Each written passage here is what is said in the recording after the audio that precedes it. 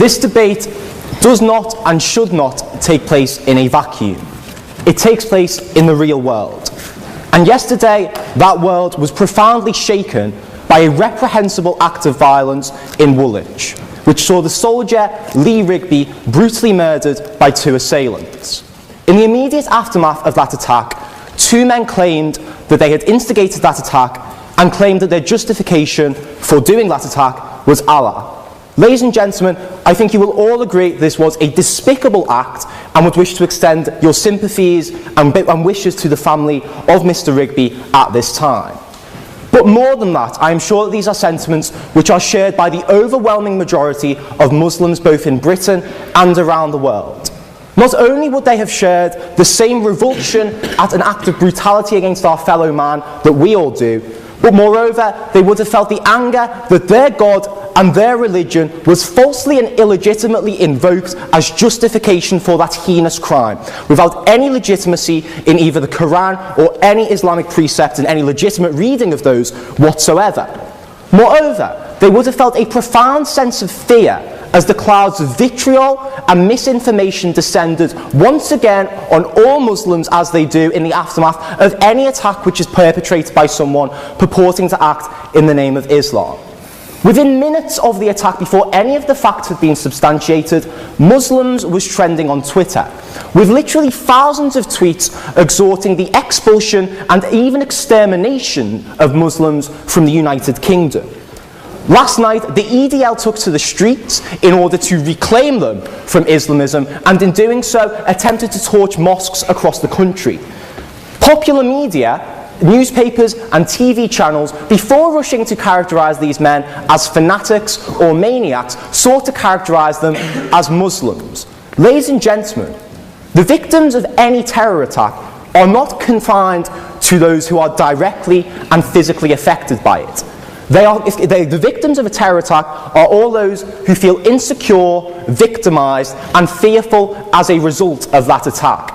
Ladies and gentlemen, the British Muslim community were the victims too of yesterday's attack. That is the context in which tonight's debate occurs, ladies and gentlemen. And that is why it is more important than ever that you refuse to buy into the voices of fear and hate and confusion which seeks to cast the fundamentally peaceful religion of Islam as a violent one. In the aftermath of such an attack, it is right and just and important that we refuse to allow a monopoly on the discourse surrounding Islam to be given to those voices of fear who either seek to cast it as something that it's not, or seek to use it to justify their own violent and heinous aims. And to that end, I am delighted to introduce such an esteemed group of speakers to speak alongside me on this motion tonight. On the proposition, I am joined by Adam Dean, an international public speaker and broadcaster who has been speaking and researching and working in the field of Islamic apologetics for almost a decade now. I am also joined by Mehdi Hassan, who turned down an invitation to Question Time to be here tonight. He's a former PPEist here at Oxford and now the political director of the UK Huffington Post. On the opposition, we are joined by Anne-Marie Waters, a journalist and member of the Labour Party who has campaigned against the imposition of Sharia law in Western democracies. We're also joined next to her by Daniel Johnson, who, like me, studied modern history, but unlike me, is now the editor of a right-wing journal. Finally, we are joined by Peter Atkins, a former professor of chemistry who is frequently, here at Oxford University, who has frequently provided a scientific critique of religion. And I'd like to say to everyone speaking in tonight's debate, and forgive me if I mispronounce, Assalamu alaikum, the universal Islamic greeting, may peace be upon you. Now, for the duration of my speech, I'm going to do 3 things. First of all, I'm going to set out the parameters and the confines in which this debate should occur. Secondly, I'm going to give you a positive justification for the consideration of Islam as a religion of peace. And finally, I'm going to tell you what it would mean for you to vote in favour of the proposition tonight and why that's something that you should definitely do. So first of all, in terms of setting the parameters for this debate. Because both Islam and both peace mean lots and lots of different things to lots and lots of different people. Even at this preliminary stage, I think that's why we should be very wary about refusing to allow Islam to be characterised as peaceful and allowing a hegemony of what Islam can and cannot be to any group in society at all. When we're speaking about peace, we're broadly speaking about, I'd like to invoke a metaphor used by Martin Luther King, which was to say that peace is not just the absence of violence, but the presence of justice. Now, in order to be able to cast Islam as not being a religion of peace and not conforming to those tenets, it's not just enough to cite individual actions or individual scripture. What opposition have to prove to you is that there is something fundamental to the character of Islam which prevents it from being cast as peaceful, and indeed that Islam has to be diametrically opposed to peace. It is not enough for them to cite the actions of individual extremists who invoke the name of religion for their own goals in all religions. We can point to the example of the Lord's Resistance Army in Uganda, who claim the name of Christianity for their atrocities, and the actions of people like Baruch Goldstein, who attacked the Cave of the Patriarchs in the 1990s in the name of Judaism.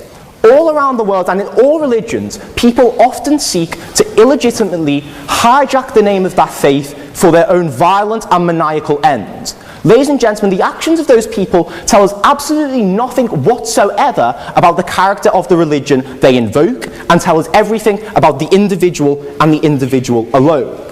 Moreover, it is not enough for them to cite individual pieces of scripture out of context which may lend themselves to warlike rhetoric within the Quran. First of all, such exhortations exist within any religious doctrine, but moreover, to do so ignores the contemporary context in which the Quran was dictated in a state of total war in the 7th century. Scriptural analysis is something that my colleague is going to talk about in more detail. Finally, though, what I'd like to say in terms of scriptural citations is that when we're dealing with a doctrine as diverse and as multifaceted as Islam, even if it can be proven that there exist elements of warlike rhetoric within Islam, even if we can say that in some ways Islam could be considered to have elements of violence, that is not enough. For what we are saying is it is a legitimate and intuitive reading of Islam for people to draw that of being a character of peace, and for that to be the message that they on an individual take away from Islam. So in order for opposition to win this debate, they have to prove that Islam, taken in its totality, is so diametrically opposed to peace as to render it entirely illegitimate for us to cast it as a religion of peace. Now, I realise that's a high bar, ladies and gentlemen. But I think when you're attempting to tell a quarter of humanity what their religion cannot be, and attempting to essentialise fundamentally negative and violent characteristics of those people, I'm quite comfortable with setting the bar damn high, ladies and gentlemen. In order for us to win this debate on proposition, all that we have to do is to prove to you that there is nothing inherent to Islam which prevents individuals from taking away a peaceful interpretation of that faith. That's not all we're going to do, though. I think we can go further than that, and what I'm going to do as I move on is give you a positive justification as to why casting Islam as a religion of peace is a widely held and intuitive reading of the doctrines and practices of Islam. So I think, first of all, when we address the Quran in its totality, we see that it has an overwhelmingly peaceful character, okay? First of all, the very ideal of Quranic society is Dar al-Salam, literally the house of peace. Moreover, one of the fundamental pillars of Islam is almsgiving, is charity, is fellowship with your fellow man, attempting to do good unto others as you would like to have it done to yourself. Muhammad, in his very last sermon, said, "Hurt no one so that no one may hurt you."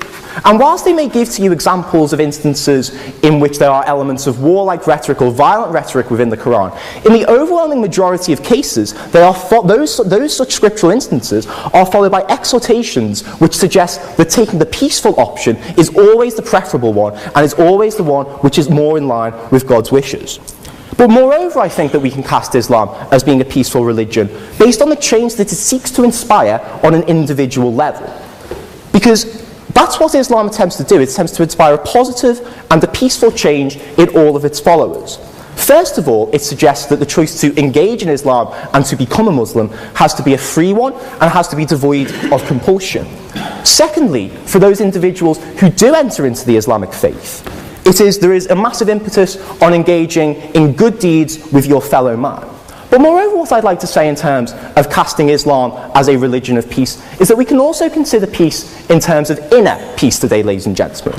In a confusing world of consumerism and uncertainty, the absolute clarity and certainty that Islam gives to its followers that there is something worth striving for, that it is worth acting in a morally just way, and that there is something beyond this temporal and this material realm, is something that allows people a great sense of inner peace. And that is something invaluable and something that we should not take away based on the arguments of opposition. Now finally, I'd like to tell you what it would mean for you to vote with the proposition in tonight's debate. Because I told you at the start of this debate doesn't occur in a vacuum. Now even if we were to ignore the horrific events of yesterday, in a post-9/11 landscape, what we have witnessed is a decade-long surge of violence, aggression, and human rights abuses directed at Muslims, which have been justified by a sustained demonization campaign. When the Western media and when mainstream media is looking for a voice of Islam, they do not seek out the moderate voices, they do not seek out the reasoned voices, they seek out angry men with hooks, ladies and gentlemen. They seek out people who are setting fire to effigies. There has been a deliberate distortion in the actions of the media in the post-9/11 and post-7/7 world, which has been internalised by many people in society. That's why in the aftermath of yesterday's attacks, Twitter went absolutely mental with people suggesting that we should kill all the Muslims. That's literally something that was retweeted thousands and thousands of times. But what I'd like to say, ladies and gentlemen, is that in the coming days, that's the sort of rhetoric that's going to be predominating in the media. That's the sort of rhetoric that's going to be directed at each and every one of you. And if you vote with the opposition tonight, you're buying into that rhetoric. You are telling people who follow the Islamic faith, you are telling Muslims what their religion can and cannot be, and that it must not be peaceful and must be violent. That is something which essentializes, and that is something that marginalizes. When you walk out that door tonight, you've got a choice between love and hate, between embrace and rejection, between peace and conflict. I hope you make the right choice.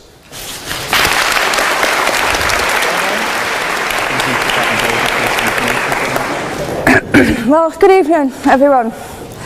Thank you for having me. I hope everyone can hear me. How to respond to a lot of this? First of all, on the bar, you said you admitted yourself that the bar had been set quite high. I would suggest, though, that the burden of proof is on the proposer rather than on us. It quite clearly says Islam is a religion of peace. I suggest you prove it.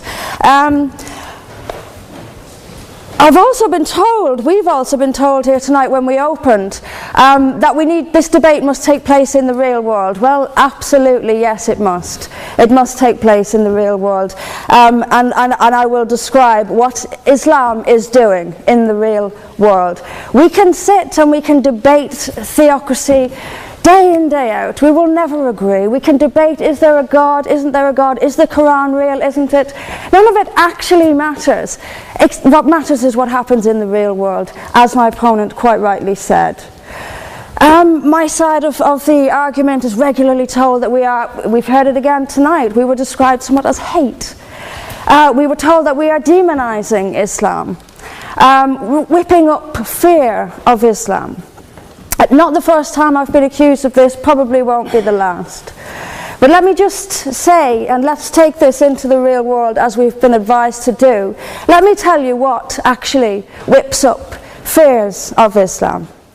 We take it from the top. 9/11, the London Underground bombings, Madrid, Mumbai, Mali, Bali, northern Nigeria, Sudan, Afghanistan, Saudi Arabia, Iran, Yemen, Pakistan, death for apostasy, death for blasphemy, death for adultery, death for homosexuality, gender segregation, gender discrimination, unequal testimony between men and women in legal proceedings, child marriage, amputations, beheadings, imprisonment for being raped, anti-Semitism, burqas, execution, as I've said, for this, that and the other, the slaughter of Theo van Gogh on the streets of Amsterdam, death threats on the streets of London, butcher those who insult Islam, Muslim patrols in East London telling people they are entering Sharia control zones, polygamous marriages, marriage not requiring the consent of the bride. This is what causes fear of Islam. It is not me, it is not my colleagues on this side. Point of information on that point. If Islam and Muslims are responsible for the Muslim patrols... I'm not finished. I'm not. No, I'm not. I mean, let me speak on. But the point is that it is not I or my fellow debaters on this side who are causing fear of Islam. It is the actions of Muslims that are causing fear of Islam. That is the real world. That is where we actually live. Then we'll be told that this is just the extreme fringe of Islam. Well, let me have a look at Saudi Arabia. Saudi Arabia, the birthplace of Islam, the custodian of its holy sites. In Saudi Arabia, a woman is not allowed to drive.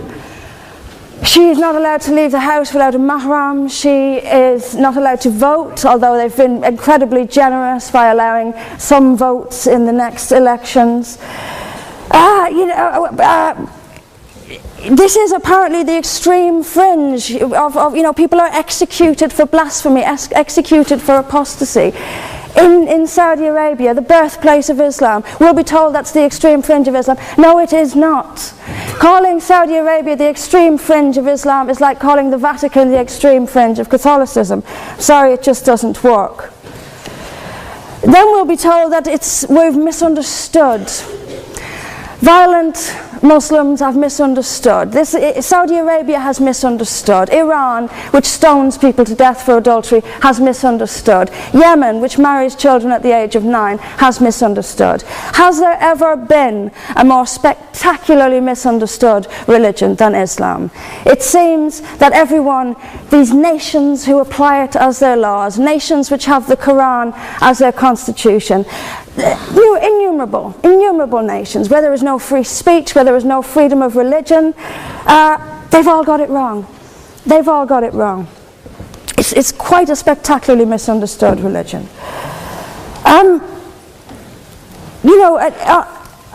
There's just so much. I'm constantly told as well that I need to respect Islam.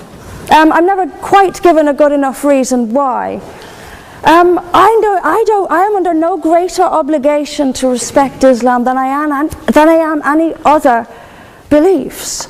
I'm under no more obligation to respect a woman oppressed in the name of Islam than if she is oppressed by the BNP or anyone else.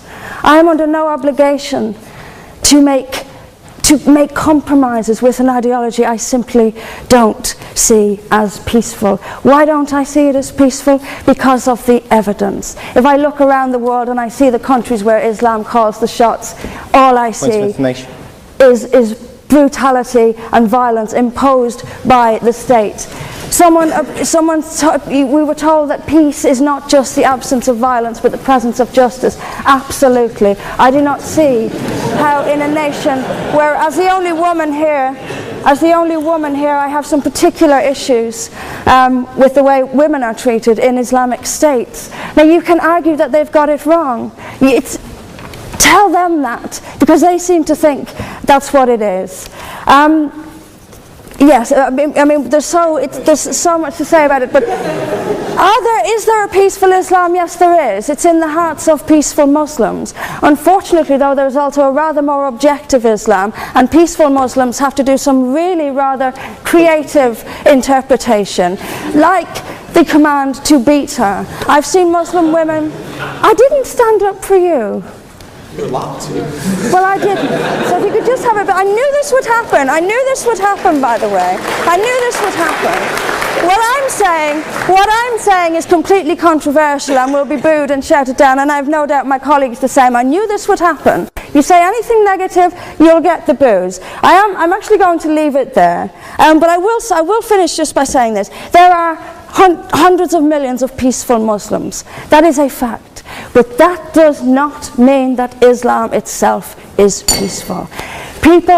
Peaceful Muslims interpret verses of the Quran so almost beyond recognition it's reinterpreted, like the command to beat her. It's there in the Quran, and I've seen Muslim women try to dance around it. They put words in there that simply aren't there. That's what it says beat her. And in the countries where the Quran calls the shots, that is exactly what they do. This is not peace. This is not justice. Islam is not a religion of peace, as the evidence shows us. Thank you.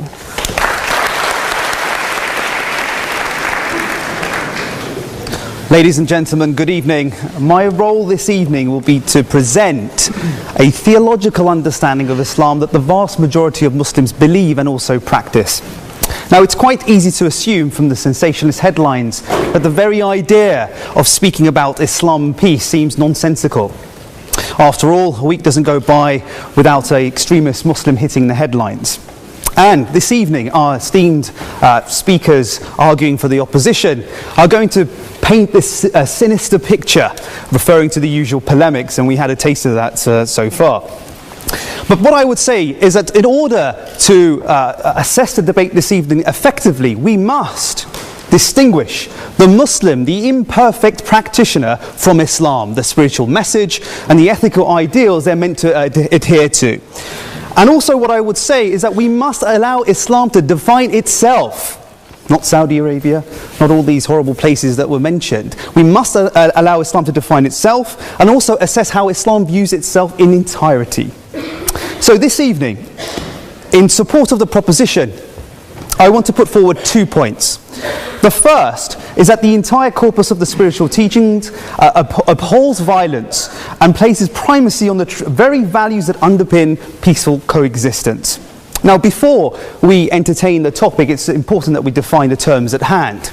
Often when we speak of peace, what we mean is the absence of violence, the cessation of hostilities. And yet, when we look at locations where peace agreements have been signed, it is clear that the end of conflict does not in and of itself bring about peace. Tensions, hostilities, discrimination, hate can subsist in these situations even though there is this thing called peace, namely in the sense that there is absence of conflict. Thus, philosophers reflecting on peace have, on the concept of peace, distinguished between negative peace, which is the absence of war, and positive peace. Now, positive peace seeks to bring about those conditions that resolve those underlying factors that bring about conflict and also violence. Betty R. Reardon, for example, identifies that justice is a central concept of positive peace. She says, justice, in the sense of the full enjoyment of entire range of human rights by all people, is what constitutes positive peace. Ladies and gentlemen, if we approach the Quran, if we approach the Islamic teaching fairly and objectively, what we will find is that there is a golden thread that runs throughout the entire fabric of the message, and that is justice. That is justice, ladies and gentlemen. The one who engages with the Quran objectively and fairly is confronted with the many, many verses, approximately 50 verses talking about justice. Here's one. O you who believe, uphold justice and bear witness to God, even if it is against yourselves, your parents, your close relatives, whether the person is rich or poor. Refrain from following your desires so that you can act justly. On the topic of positive peace, many writers have argued that in order to have positive peace, this profound level of peace, there must be harmonious relationships with the individual and the other, and groups. And what is outlined here is that, and something that Matthew also mentioned, is that we have something called inner peace. That the individual must have peace within themselves. And this is precisely why Islam does not just avoid violence, but it also lays a foundation for a profound societal peace, premised on the idea of individual discipline, cultivation of qualities deemed essential for coexistence: humility, control of anger, kindness, empathy, and compassion. So what we find, like all great traditions, Buddhism, Judaism, Christianity, Islam as well, instills in the believer those qualities that are important for coexistence. Point number 2, that the Islamic injunctions pertaining to war are ethically and morally justified.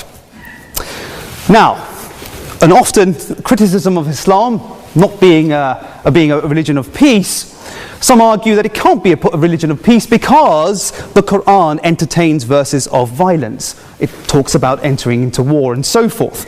But the problem with this objection is that it simply lacks any merit because it presupposes pacifism. And if the opposition want to take that line of attack, they must demonstrate this evening that pacifism is morally justified. They must demonstrate that. Let's not be fooled this evening. That needs to be demonstrated. And I would argue that pacifism is a morally indefensible position, the idea of showing blindness to conflict and at the expense of upholding justice. Now, Islam is compatible with violence, but it is not identical to violence, which is often put forward by Islamophobes and Islam critics. The Quran warns against an enthusiasm for war. Often, what we find is that these verses that the Quran speaks about, warning against war, are completely ignored. The Quran says, fighting is prescribed for you, though you may dislike it. Now, this aversion to fighting is seen as a virtue, but it must not manifest into moral cowardice. It must not manifest into moral cowardice. So what we find is that the Quran is unequivocal about oppression. We must not show a blindness to other people's suffering, a moral imperative which underpins a profound ethics of peace. Thus, the virtue of an aversion to violence, fighting, is superseded by the virtue of upholding justice. Moreover, I will also argue that the Islamic injunctions pertaining to violence, pertaining to war, fall well within our Western concept of just war theory. Now, according to Mark Evans from the University of Wales, jus ad bellum consists of the right to engage into war, and also all attempts must be exhausted in peaceful means to avoid conflict. Jus in bello is the discrimination in the selection of targets, proportionality, and the just treatment of prisoners. And what we find is that the Quran, the Islamic verses pertaining to war, fall within those categories. For example, God says in the Quran, those who have been attacked are permitted to take up arms because they have been wronged. God has the power to help them. Those who have been driven unjustly from their homes only for saying, our Lord is God. If God did not repel some people by means of others, many monasteries, churches, synagogues, mosques, people see that as being justice, where God's name is much involved, would have been destroyed. What about peace? Here we go. And if they incline to peace, then incline to it also. Rely upon God. Indeed, it is He who is hearing and knowing. Clearly falls within those categories. What about jus in bello? The conditions within war. The Prophet is known to have said that engaging in war, he would say, do not kill children, women, elderly, the sick. Do not practice treachery, mutilation. Do not uproot trees. Do not slaughter sheep, camels, except for food. And what about the criteria of proportionality? Does Islam engage in a disproportionate mode of violence? Not at all. Fighting God's cause, those who fight you, but do not overstep the limits. And God does not love those who overstep the limits. What about the treatment on prisoners? The Prophet, peace be upon him, is known for treating his prisoners of war kindly. He even said that if you eat one morsel of food, please give that to your prisoner. To the extent that he gave a greater portion of food to his prisoners. And they were so embarrassed by the kindness, they couldn't even accept the offering. So, to conclude, Islam is a religion of peace, for two reasons. The first, that the central message of Islam is justice, and it instills in individuals those essential qualities for peaceful coexistence. And secondly, that the Islamic injunctions pertaining to war fall within just war theory. Thank you for listening.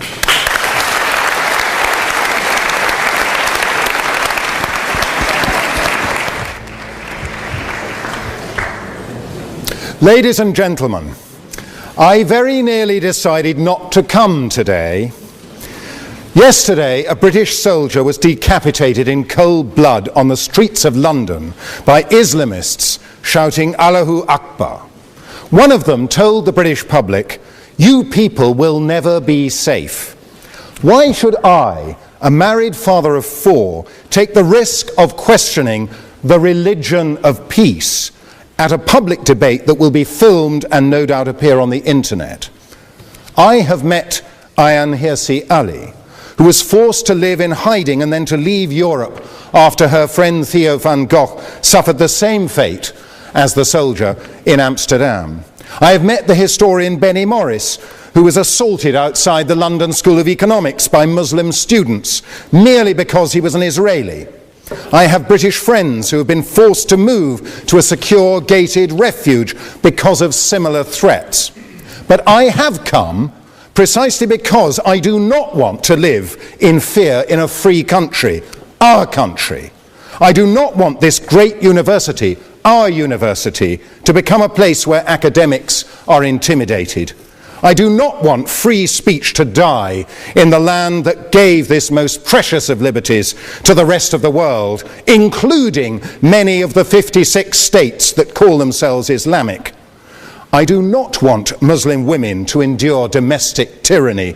The Pew survey reveals that more than 90% of the world's 1.5 billion Muslims believe that wives must always obey their husbands. 90%. Earlier today, I attended the funeral of a dear friend, Professor Geza Vermes, a man whose remarkable career shows what freedom means and why we must fight to preserve it here in Oxford. It was only because he, unlike his parents, survived the Holocaust in Hungary that he ever came here to found the discipline of Jewish studies. Geza was hidden from the Nazis by the church and after the war became a Catholic priest. But later he criticized the church's attitude to the Dead Sea Scrolls, which he insisted should be made available to the academic world regardless of their implications for the origins of Christianity. Indeed, he became a leading expert and was the first to translate them into English. Later, he left the priesthood to get married and decided to revert to his Jewish roots. Here in Oxford, Geza began to investigate what he called the Jewish Jesus, not the Son of God or even the founder of Christianity, but a charismatic Jewish preacher.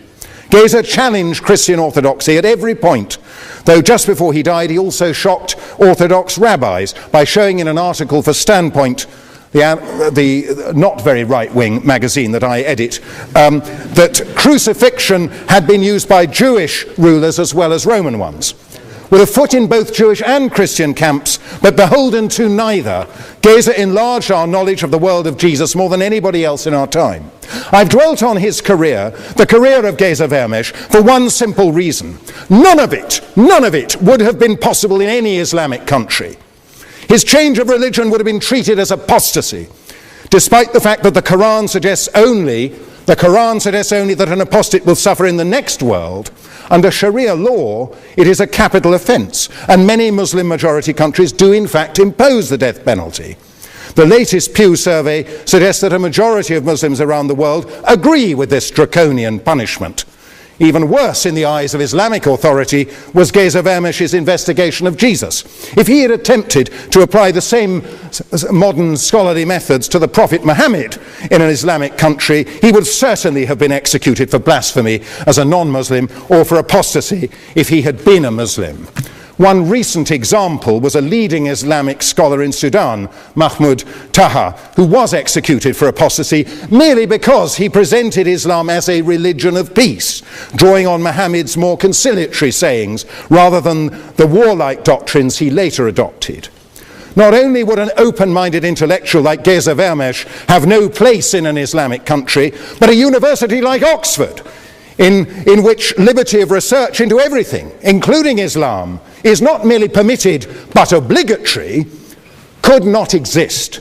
There are no universities in this sense in the Muslim world, and the academic study of Islam, and especially of its founder, has been greatly inhibited by the suppression of free intellectual inquiry. Now, how does this lack of free speech and inquiry bear on the question we are debating tonight? In my view, it is crucial.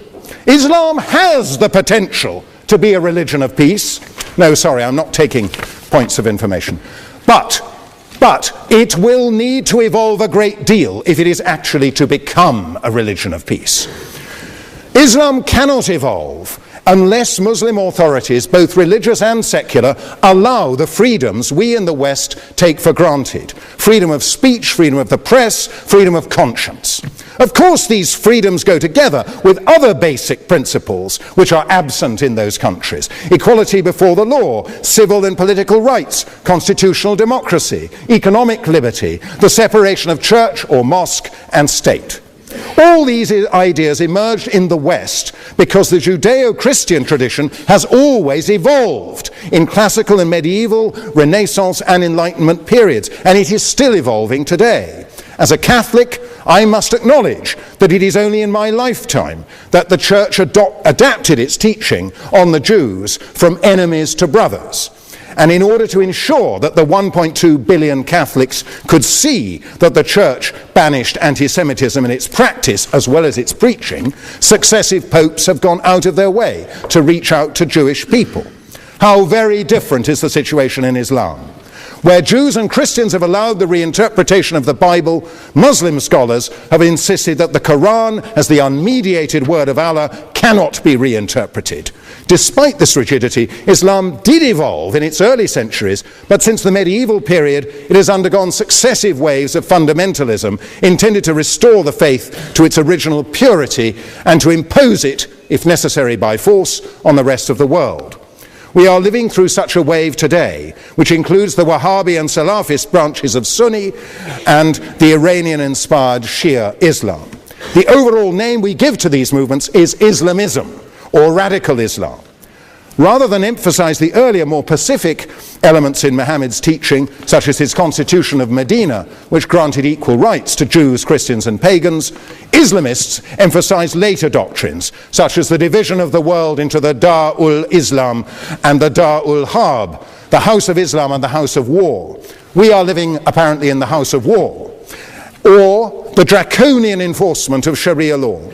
Not content with the attempt to convert non-Muslims, Islamists stress the obligation to carry out jihad, understood to mean holy war, including terrorism.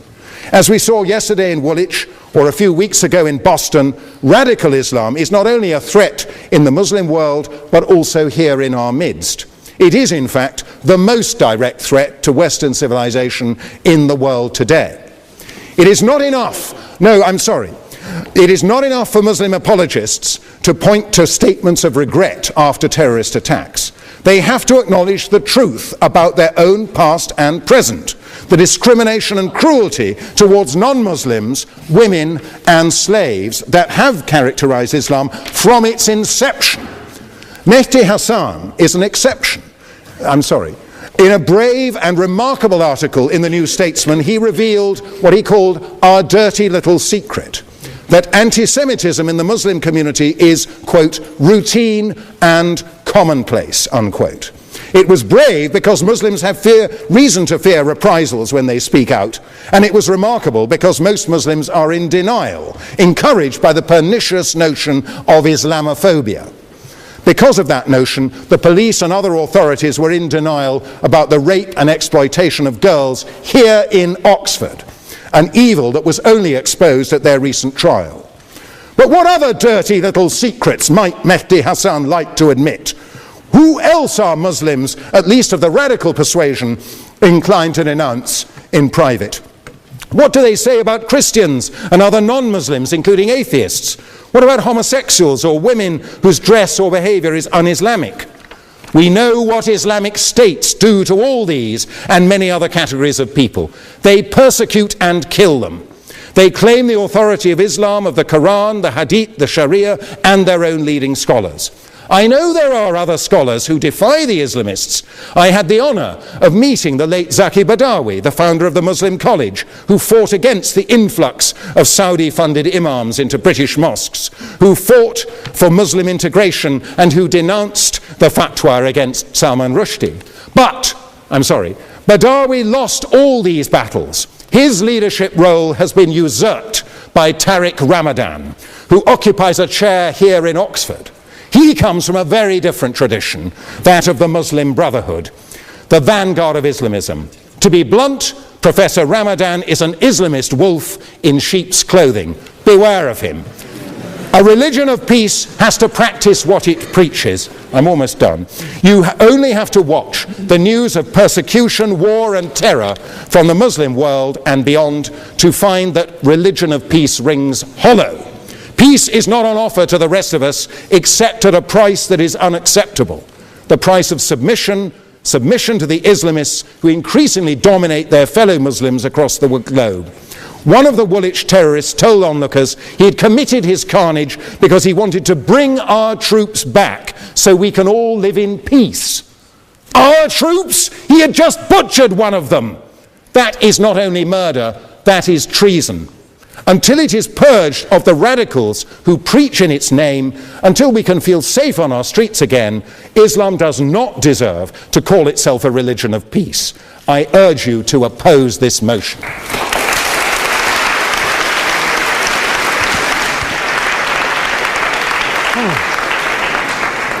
Thank you very much, Mr. President. Ladies and gentlemen, good evening. Assalamu alaikum. Lovely to see you all here tonight.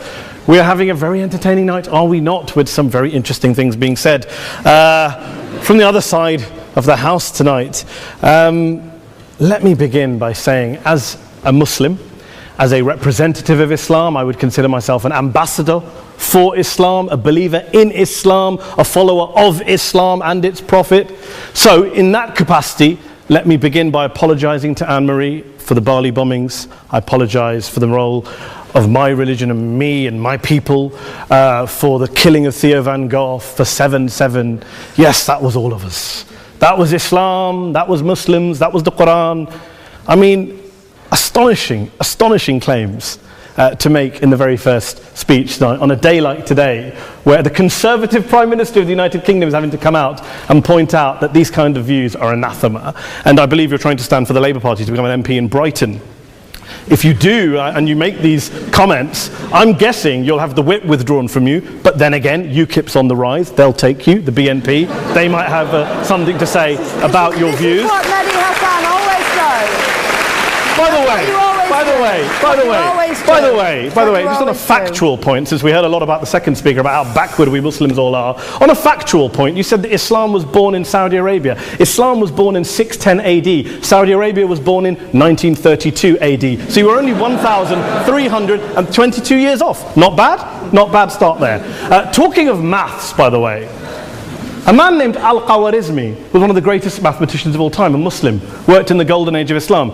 He's the guy who came up with not just algebra, but algorithms. Without algorithms, you wouldn't have laptops. Without laptops, Daniel Johnson tonight wouldn't have been able to print out his speech in which he came to berate us Muslims for holding back the advance and intellectual achievements of the West, which all happened without any contribution from anyone else other than the Judeo-Christian people of Europe. In fact, Daniel David Levering, the author of the Pulitzer Prize-winning historian and author of The Golden Crucible, points out that there would be no Renaissance, there would be no Reformation in Europe without the role played by Ibn Sina and Ibn Rushd and some of the great Muslim theologians, philosophers, scientists in bringing Greek texts to Europe. As for this being our university, I will leave that to the imagination as to who is our and who is there. I studied here too. An astonishing set of speeches so far making this case tonight.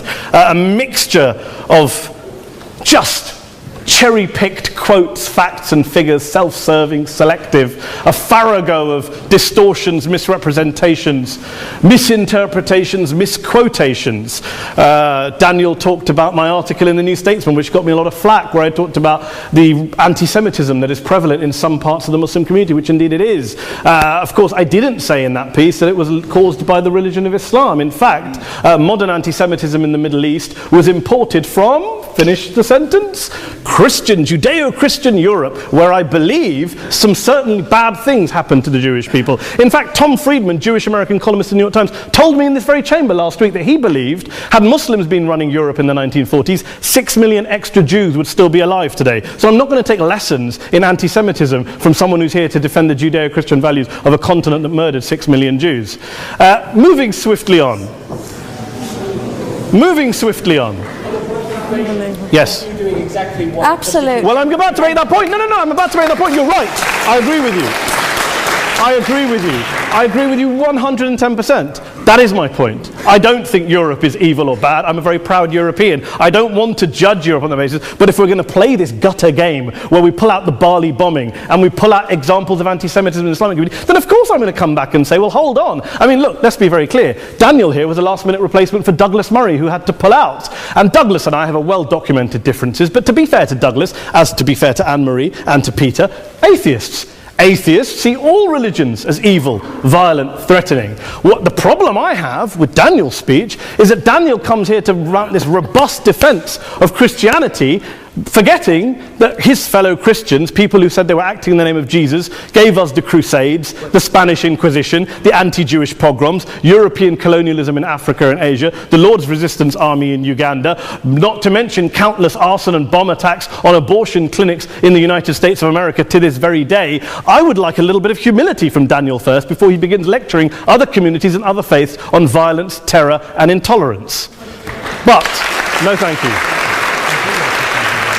Some water. But I would say this, to address the gentleman's very valid point here, I'm not going to play that game.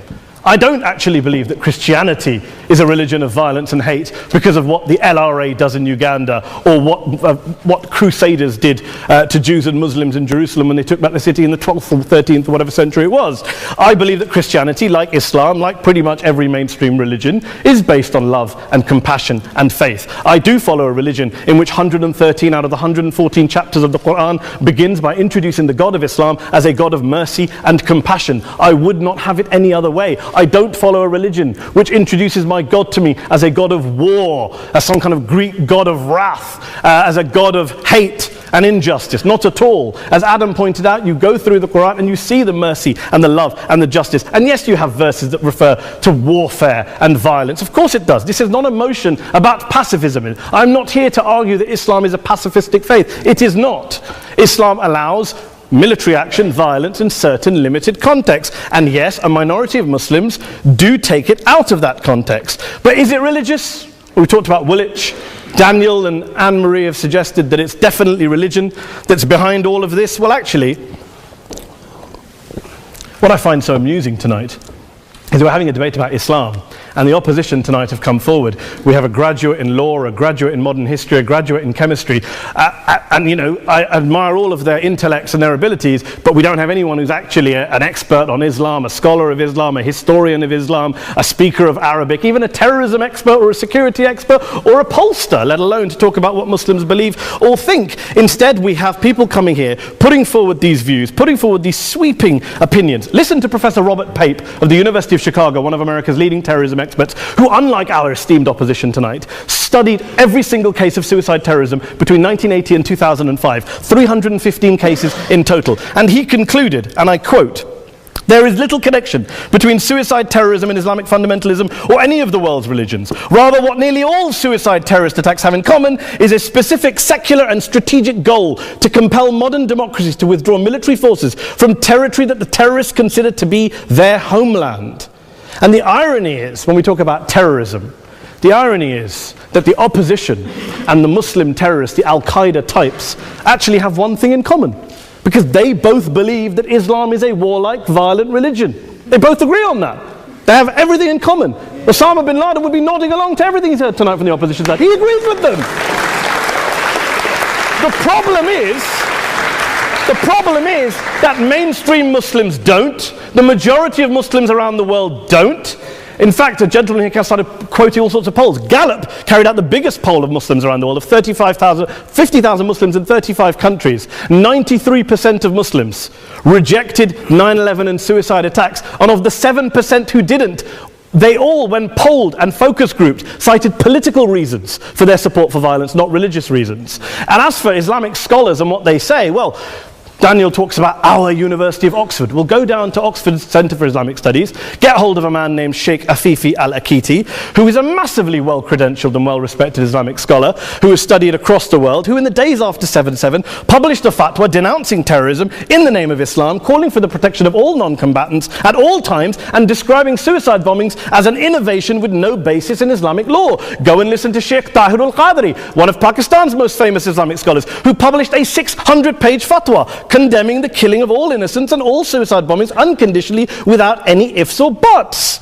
There's nothing new here. This is mainstream Islam, mainstream scholarship, which has said this for years. You don't go out and kill people willy-nilly in the high street or anywhere else, on a bus or a mall, based on verses of the Quran that you cherry-pick without any context, any understanding, any interpretation, or any commentary. Point of information. Please. What about stoning of women, for example, Well, It doesn't happen apparently. I didn't say it doesn't happen at all. I never said it didn't happen. I don't blame Islam. Yes, it's a very good point. And a lot of us are campaigning against that. And we're campaigning against it in the name of Islam. We're campaigning against it in the name of various interpretations of Islam. Anne-Marie comes and scares us with her talk of Sharia law. I would like to see the book of Sharia law. It doesn't exist. People argue over what Sharia law is. And you empower the extremists by saying there is only one version. You empower them all. I don't believe you took any interruptions, Anne-Marie, so I think you should stay there for a moment. Several countries. Here's what we're dealing with. Here's what we're dealing with. I took your point. Here we are dealing with a 1400-year-old global religion followed by 1.6 billion people in every corner of the world, a quarter of humanity, of all backgrounds, cultures, ethnicities. And yet the opposition tonight wants to generalize, stereotype, smear in order to desperately win this debate. And here's my question, if we're going to generalize and smear. If, okay, people say yesterday's bombers, and we've got to be careful, there's a trial going on, were yesterday's attackers, motivated by Islam? Big debate. I don't believe they were. Let's say they were. Let's say Faisal Shahzad, the Times Square bomber, was motivated by Islam. Let's assume, for sake of argument, that Richard Reeves, the shoe bomber, was motivated by Islam. If Islam is responsible for these killings, if Islam is what is motivating these people, and Islam is therefore not a religion of peace, a religion of war, then ask yourself this question: why aren't the rest of us doing it? Why is it such a tiny minority of Muslims are interpreting their religion in the way that the opposition claim they are? Let's assume there are 16,000 suicide bombers in the world. There aren't. Let's assume there are for the sake of argument. That's 0.001% of the Muslim population globally. What about the other 99.99% of Muslims who the opposition tonight either ignore or smear? The reality is that the rest of us aren't blowing ourselves up tonight. The reality is that the opposition came here tonight not worried about the fact that me and Adam might pull open our jackets and blow ourselves up tonight because we're followers of a warlike warrior religion which wants to take over Europe and Daniel's university. The issue is this.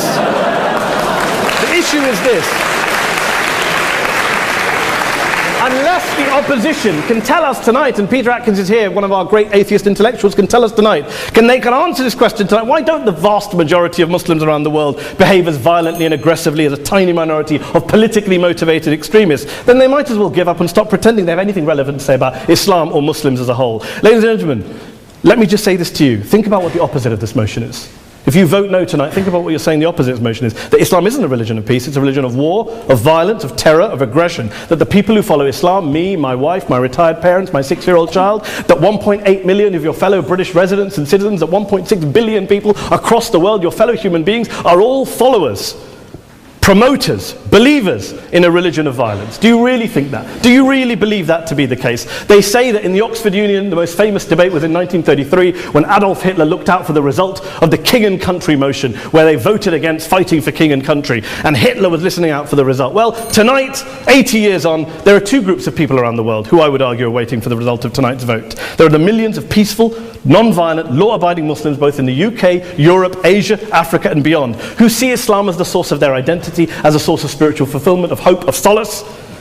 And there are the phobes, the haters, the bigots out there who want to push the clash of civilizations, who want to divide all of us into them and us and ours and their.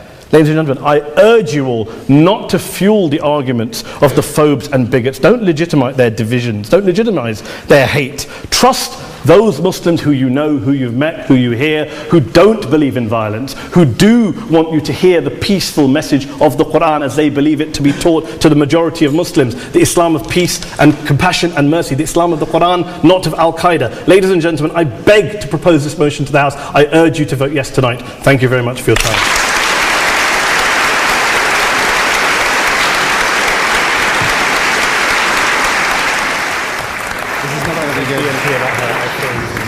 Well, Mr. President, ladies and gentlemen, that was a really hard act to follow.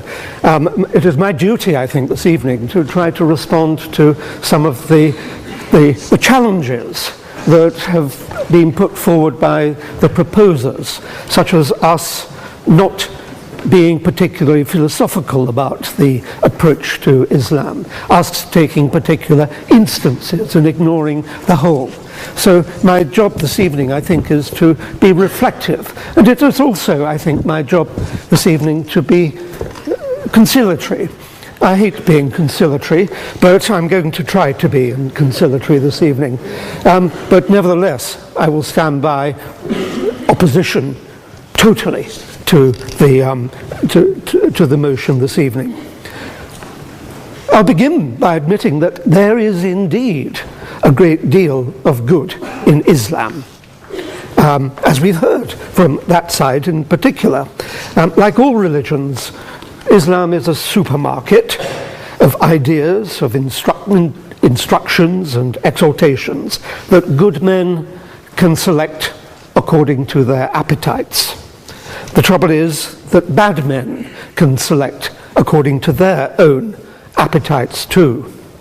The trouble with Islam is that, as we've heard at considerable length on this side of the house, is that for some reason, though, although it professes peace and has generated art and literature of exquisite beauty, so giving peace to the sensitive soul, which was one of the barbs that were thrown across to our side of the house, it does in practice seem to inspire violence rather more openly than the other Abrahamic religions. And indeed, thinking about what Mehdi has just said, all the terrorists who were mentioned were Islamic terrorists. That, I think, is something that you should take on board. My colleagues have catalogued a number of its iniquities, and I shall not add to them, for the unspeakable speaks for itself. I would add, however, that when in a few minutes you come to consider how you will vote this evening, then you should not weigh good and evil equally in the balance. It is the case that one evil outweighs one good many times over. For loss of life, inhibition of aspiration, barbaric punishment and imposition, and intellectual stifling cannot be assuaged by acts of hospitality, however generous. All the seas in Carnadine cannot wash blood from a religion's hands by an act of piety. The evils will have destroyed a human life, as they did yesterday, and that life cannot be restored by charity. For every evil act inspired by Islam, even though the perpetrator is regarded by the rest of Islam as a deviant, 10, 100, or 1,000 inspired good deeds are not enough compensation. Now, as we've agreed, Islam seems peculiarly suited to the inspiration of violence. It's responding to your challenge earlier this evening at the beginning of the debate. It's appropriate to explore why. For then, no, I can't.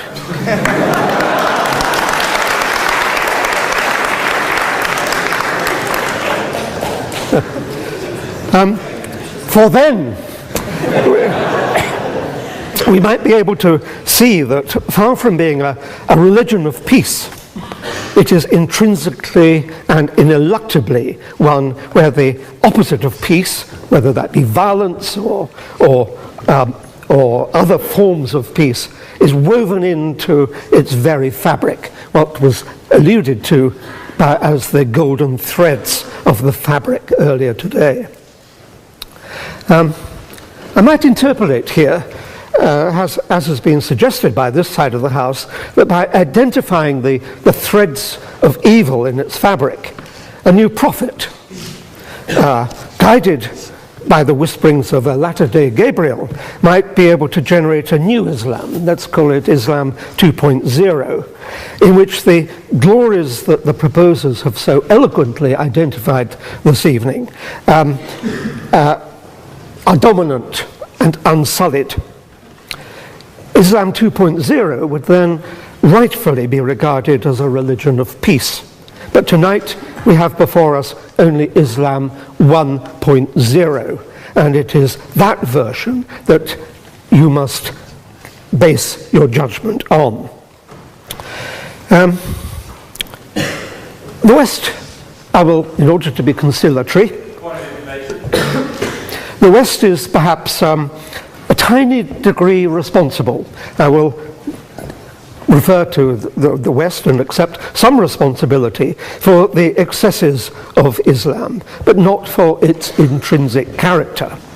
The West, with its liberal and encouraging attitude towards fellow man and man's intellectual achievement, has perhaps been too hasty in its aim to share its enlightenment. That impatient haste has been perceived as cultural imperialism and has fanned the embers of discontent into sometimes flaming hatred.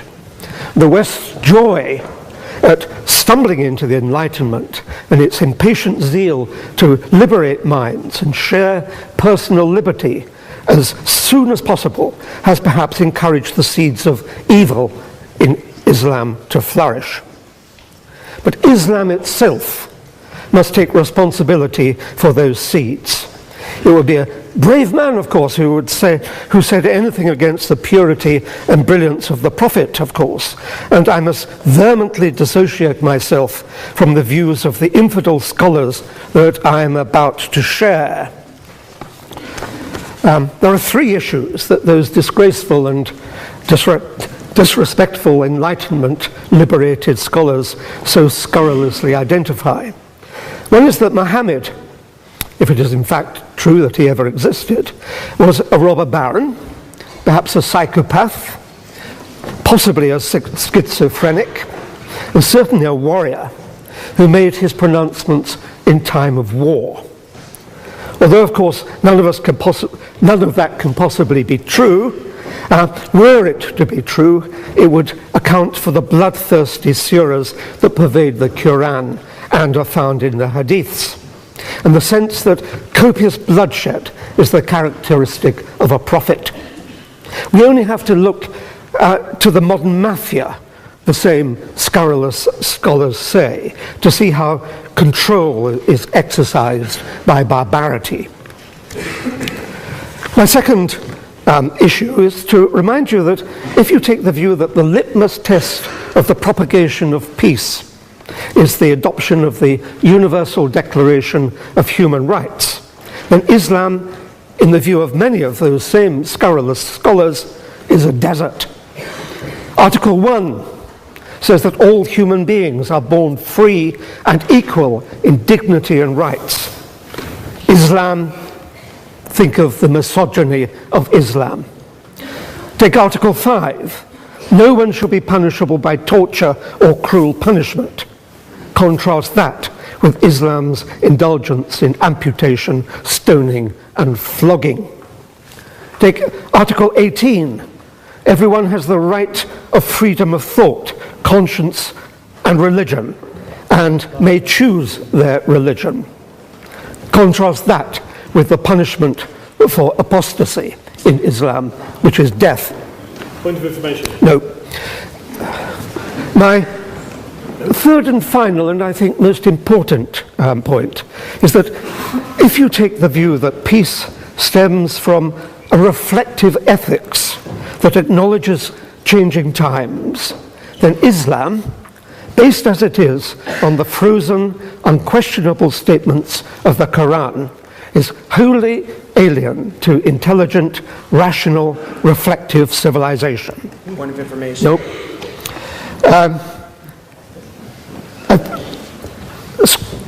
Scholars point out that the rules of Islamic law are valid by virtue of their mere existence, not because of their rationality or their sensitivity to progress. Islam, they say, is a religion without ethics, for ethics necessarily involves the questioning of foundations, which Islam forbids. Ethics is intrinsic to good government, and good government is intrinsic to peace. Point of information. Strike away ethics, and it follows that you strike away the pursuit. Ethics as well as no peace. I'm not taking the point. Strike away ethics, and it follows that you strike away the pursuit and propagation of peace. This evening you've seen both sides of a vision of Islam. This side of the House has gladly conceded that good men will find good things in it, as good men will find anywhere. But we, through examples of the behavior that Islam inspires and often condones, and by seeking to show that Islam has an intrinsic fault, long for Islam 2.0. Islam 2.0, Islam's enlightenment, will have an emphasis on humanity, subtlety, harmony, and reason, and be virtuous. On that point, This evening, though, you are judging Islam 1.0, not Islam 2.0. By opposing the motion, you will be encouraging the emergence of what most of humanity really longs for, but for which does not yet exist. Please, for the sake of humanity, oppose.